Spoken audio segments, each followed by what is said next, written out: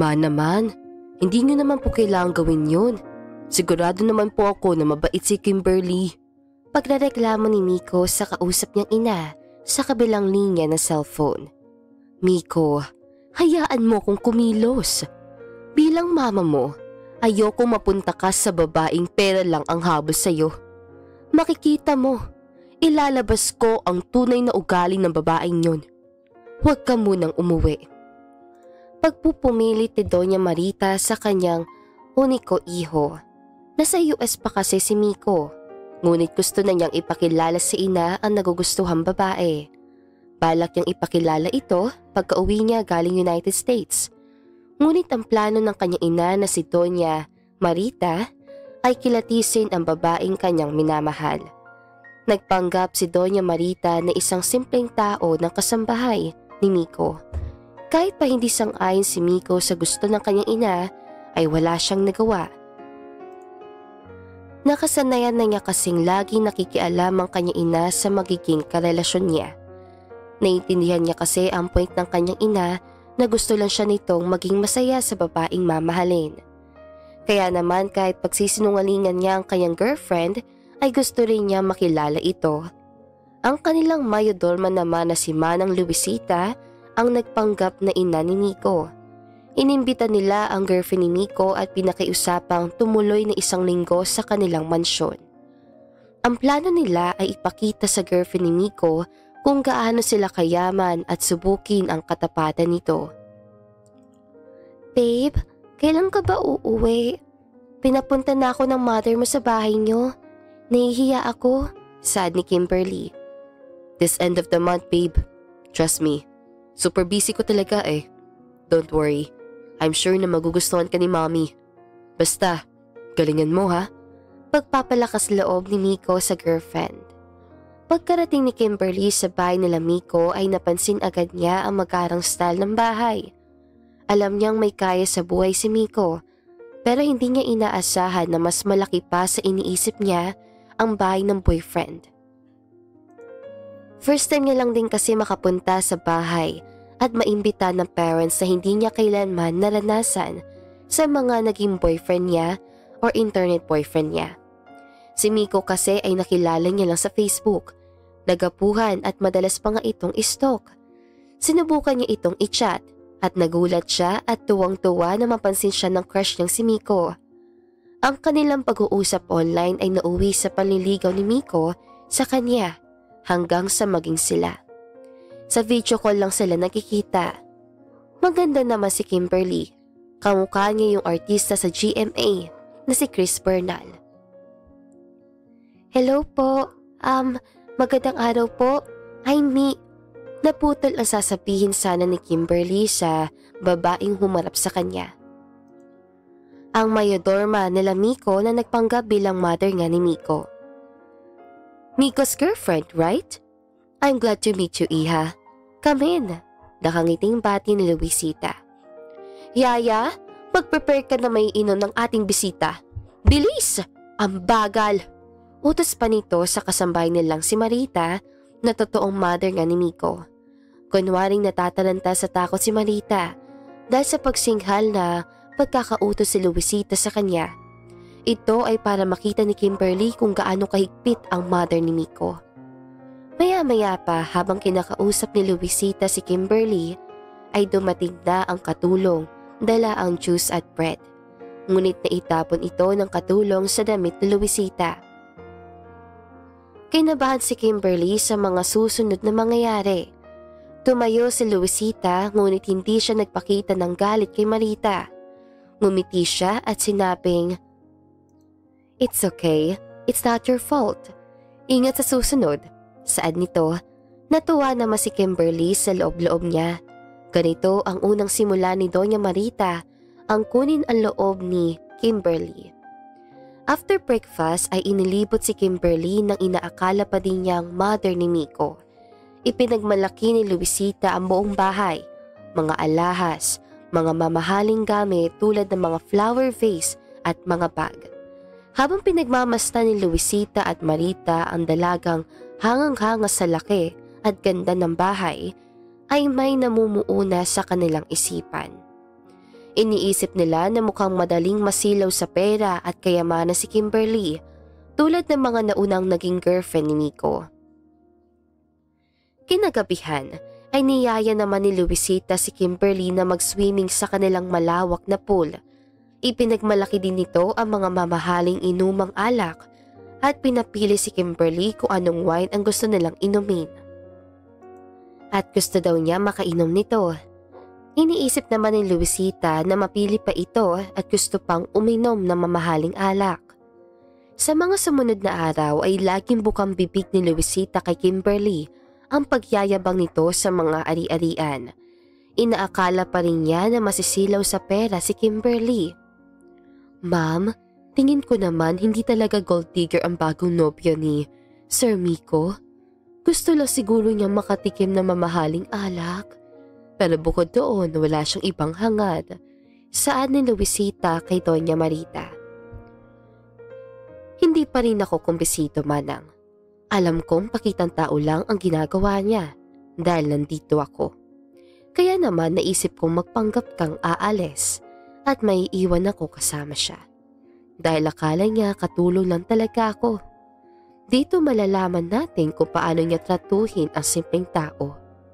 Bukas tumuloy ka muna ng 3 araw at gabi sa resort natin sa probinsya. May mga hiding camera naman kung saan mahuhuli natin siya." Paliwanag ni Doña Marita sa Mayordomo nila.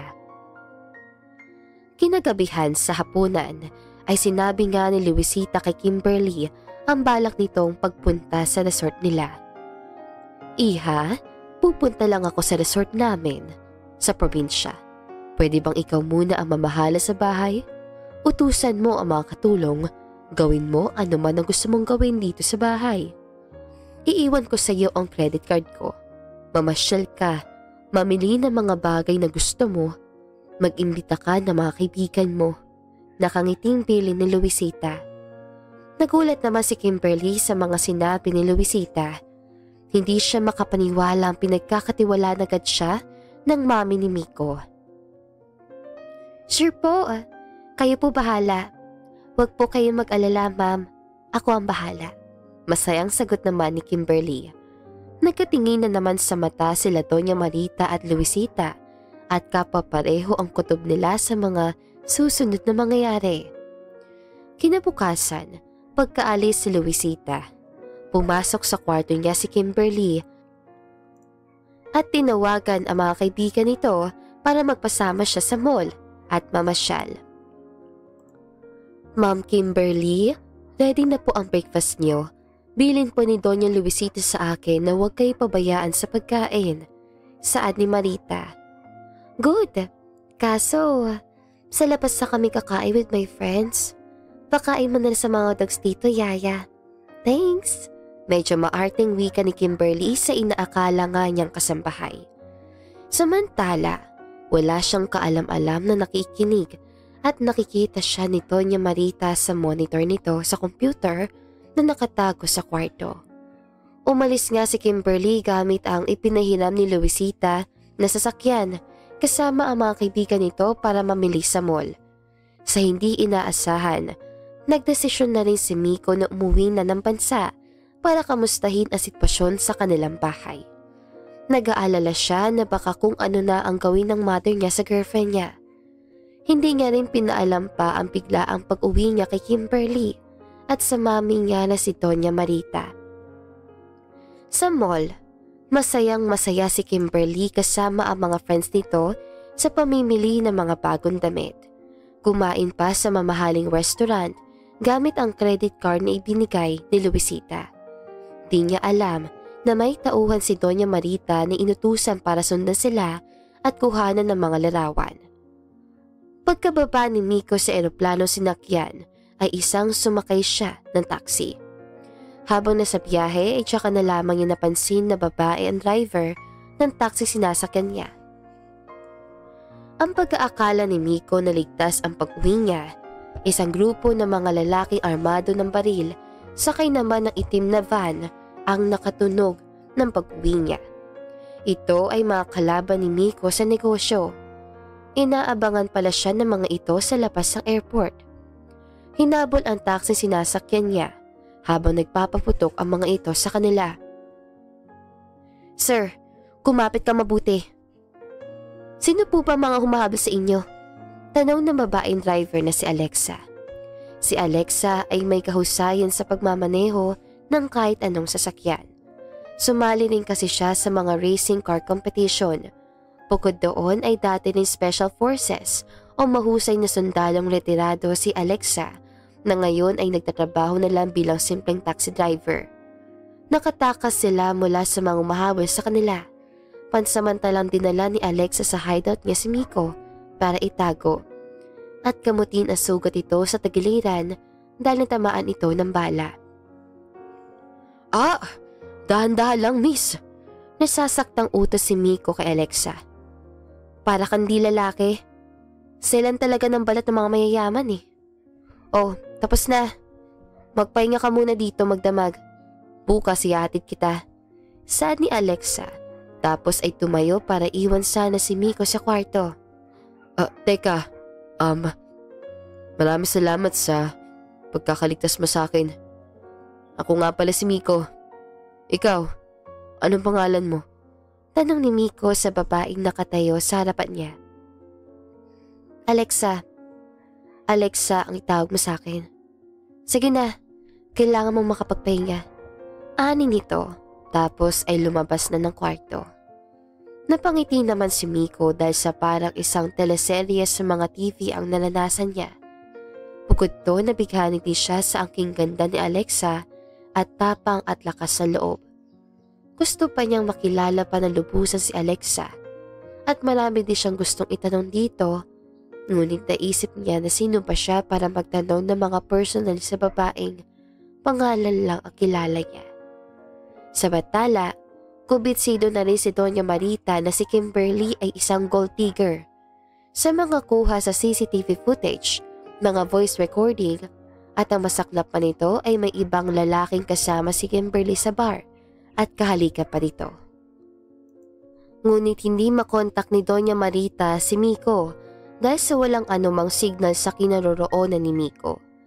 Ihahatid na sana ni Alexa si Miko sa pumputan nito, ngunit nagpanggap si Miko na di pa niya kaya maglakad kahit padapis lang naman ang sugat niya. Hindi pa makompronta ni Doña Marita si Kimberly dahil wala pa si Miko. Gusto kasi niya na mismo si Miko ang kumompronta dito gamit ang mga ebidensya na magpapatunay nga na isang gold digger si Kimberly. Sa kabilang banda, nakumbinsi naman ni Miko si Alexa na manatili pa ng 2 araw. Plano ni Miko na magkakilala silang dalawa. Nawala na rin sa isip ni Miko ang girlfriend niyang si Kimberly.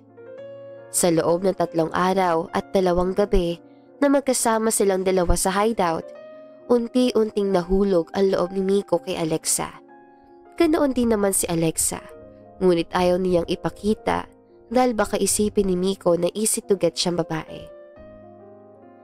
Nang ihahatid na ni Alexa si Miko sakay ng taxi niya, ay dumating ang mga armadong lalaking humahabol sa kanila. Nagkaroon ng palitan ng putok ng baril dahil si Alexa ay may mga nakatagong mga armas sa kanyang secret basement. Ipinamala si Alexa ang husay niya sa paggamit ng baril. Walang mintis niyang inisa-isa ang mga kalaban. Nang makumpirmang ligtas na sila, ay inihatid na ni Alexa ng ligtas si Miko sa bahay nito. Gusto mang ipakilala ni Miko si Alexa sa mami niya, ay tumanggi si Alexa dahil kailangan nitong umalis agad. Hindi man lang nahingi ni Miko ang address at cellphone number nito bago umalis. Pagkapasok sa bahay nila ay nabigla naman si Miko sa nasaksihang pagtatalo ni na Doña Marita at Kimberly. "Anong nangyayari dito, Mommy? What's going on?" tanong ni Miko. "Mabuti naman at umuwi ka, iho. Ang babaeng ito, isang gold digger at cheater," saad ni Doña Marita. Naguguluhan naman si Kimberly kung bakit tinawag niyang Mommy ang katulong imbis na si Lucita ang tawagin nitong Mommy. "Teka, anong ibig sabihin nito?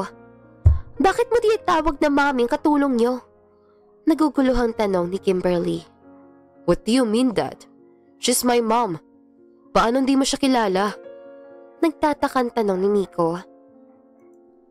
Naguguluhan naman si Miko sa nangyayari, ngunit para maliwanagan siya ay ipinakita ni Doña Marita ang lahat ng nakalat ng ebidensya, patunay na si Kimberly ay isang gold digger at cheater. Lumuhod si Kimberly at umiyak na humihingi ng tawad kay Miko. Ngunit sa galit ni Miko ay nasampal niya ito at pinagtabuyan papalabas ang kanilang bahay. Nagalit din naman siya sa mami niya dahil nga sa lagi itong nakikialam sa buhay pag-ibig niya. Para sa puntong yun ay gusto ni Miko na siya na mismo ang kumilala sa babaeng iibigin niya na walang pakikialaman ng mami niya. May babaeng nagugustuhan na din siya at ito nga ay ang taxi driver na si Alexa. At dito na nga po nagtatapos ang magandang istoryang ito.